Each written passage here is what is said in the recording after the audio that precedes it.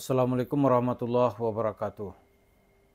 Para pemirsa, pada tanggal 19 Juni 2025 ini, Pengadilan Negeri Jakarta Selatan telah membacakan tuntutan jaksa terhadap seorang ustadz yang bernama Ahmad Rifai, supaya sang ustadz dituntut dengan hukuman 2 tahun penjara dan langsung ditahan.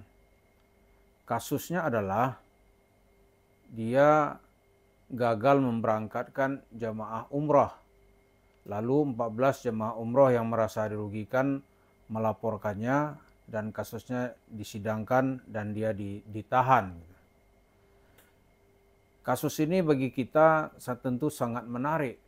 Hanya 14 orang jemaahnya yang melapor tidak memberangkatkan sesuai dengan ketentuan, maka Ahmad Rifai sudah dibawa ke pengadilan.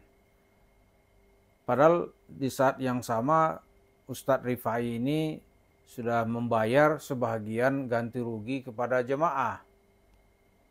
Ada yang sudah membayar sampai 50 juta gitu.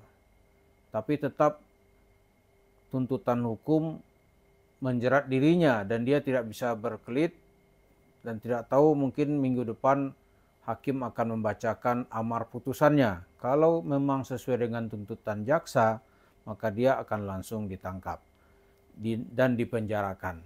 Lalu apa hubungan kasus ini dengan Yusuf Mansur? Kita lihat kalau Ustadz Ahmad Rifai ini hanya 14 orang yang melapor gitu. Dan beberapa jemaah itu sudah dia nyatakan kesanggupannya untuk membayar. Nah, Yusuf Mansur di dalam paket Umrah Merdeka itu dia telah menerima uang setoran untuk umrah yang jumlahnya sangat fantastis, yaitu sebanyak 7.246 orang. Jadi 7.200. Apa 7.426 saya kurang pasti sekarang ini ya. Nanti bisa dipastikan oleh lawyer jemaah ini, yaitu saudara Davi gitu. Lalu apa sebenarnya dan di mana kok Yusuf Mansur itu seperti kebal hukum gitu. Ini sang ustadz gitu. Hanya 14 orang dia sudah bisa diseret ke pengadilan. Yusuf Mansur 7.000 loh, 7.426 orang. Kok gak ada sebuah kekuatan yang bisa menyeretnya? Itu loh yang jadi persoalan kita gitu. Kok dia kebal hukum benar gitu. Kalau 7.000 itu kan dulu ceritanya ada yang store itu jumlahnya mungkin lebih dari 10.000 gitu. Ini masih terkait paket pay trend sebagian. 10.000. Setiap orang itu store 10 juta gitu. 3.500.000 langsung untuk DP umroh, 6.500.000 untuk di pay trend sebagai member atau apa gitu. Itu kan 10 juta kan. 10 juta ini dua-duanya ini 4 kali lipat. Tidak jelas itu. Saya dapat informasi ini banyak ini selain dari pengacaranya Pak Davi, juga dari Pak Budiman gitu. Banyak. Waduh, ngeri. Dia juga ikut jadi kambing hitamkan gitu. Kalau 10 juta per orang lalu dikali 10.000, katakanlah 10.000 orang gitu. Itu 100 miliar. Coba 100 miliar nggak ada kekuatan yang bisa menyeret Yusuf Mansur. Saya pikir hebat ya, kok kebal hukum dia gitu. Di mana nih masalahnya? Sebagian yang mau umrah itu saya yakin itu sudah meninggal dunia. Lalu ceritanya dilanjutkan oleh anaknya. Jadi kalau kita teliti lagi, salah satu senjata Yusuf Mansur untuk bertahan itu, dia berdalilkan dengan fakta hukum. Yang kedua, masyarakat tuh dia nggak berani melaporkannya. Kalau ada fakta hukum, mesti sebanyak orang bersumpah dan bersaksi, sudah bisa dijadikan dasar atau pijakan hukum sementara gitu.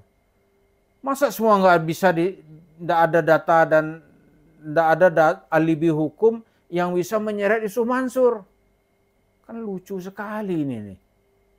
Lalu yang telah store 6.500.000 dengan 3.500.000 itu, apa itu tidak merupakan fakta hukum gitu.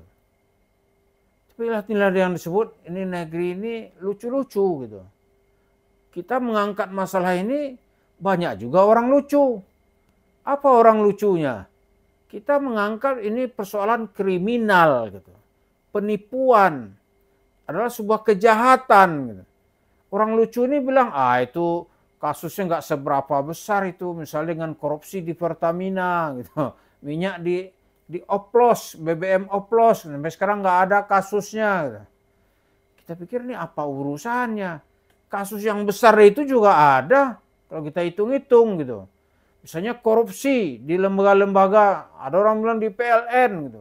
Mana kasusnya? Nggak ada yang mengungkap berapa triliun gitu. Nggak ada juga yang ngangkat gitu. Terus di kasus-kasus lain ya, kalau begitu cara melihat kasus hukum, bagaimana mau menegakkan hukum? Ini yang di depan mata nih, pelakunya ada, korbannya ada gitu. Ya kan? Orang penjahatnya ada, yang dijahati ada. Tapi nggak bisa diseret ke ranah hukum gitu. Alasannya kekurangan alat bukti. Kekurangan alat bukti, alasan begitu terus. Di sini Yusuf Mansur juga dengan gagah berani mengatakan, mana yang mau nantang gua, kan gitu-gitu terus dia. Mana yang mau nuntut, orang itu aja gitu. Pasti ada di belakangnya yang menjadi perekayasa gitu. Wah, lain lagi kasusnya diangkat. Iya kan? Tapi ini jelas ya.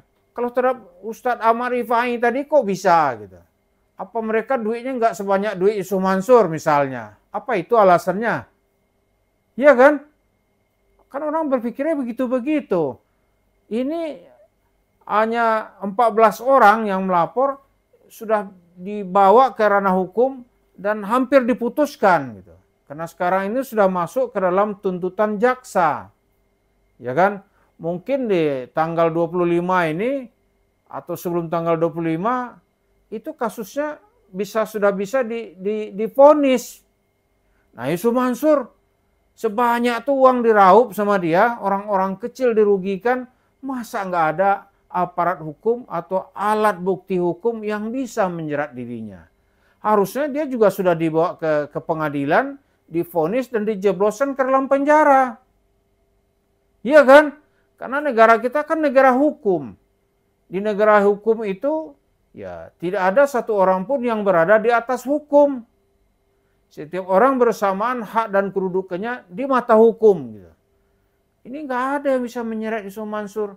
Saya bilang seberapa kuat Yusuf Mansur dan kebal hukum dia itu gitu. Kebal hukum sekali. Lalu uangnya itu kan tahu orang itu dibawa kemana. Dia bawa itu ke warung stick and shake. Dia belikan tanah, dia investasi untuk diri sendiri. Jadi cerita-cerita umrah yang dia kumpulkanlah duit. Dari warung stick and shake itulah dia berpura-pura sebagai seorang yang jujur dan taat pajak. Ya kan? Padahal uangnya itu dia sikat uang masyarakat, mengatasnamakan cerita umrah, mengatasnamakan jalan ke surga, mengatasnamakan surga berjamaah. Seolah-olah Yusuf Mansur tuh meyakinkan orang dia pemegang kunci surga gitu. Ayo, siapa yang mau masuk surga, ikutan. Kalau nggak mau ikutan, ente ke neraka, gitu kan?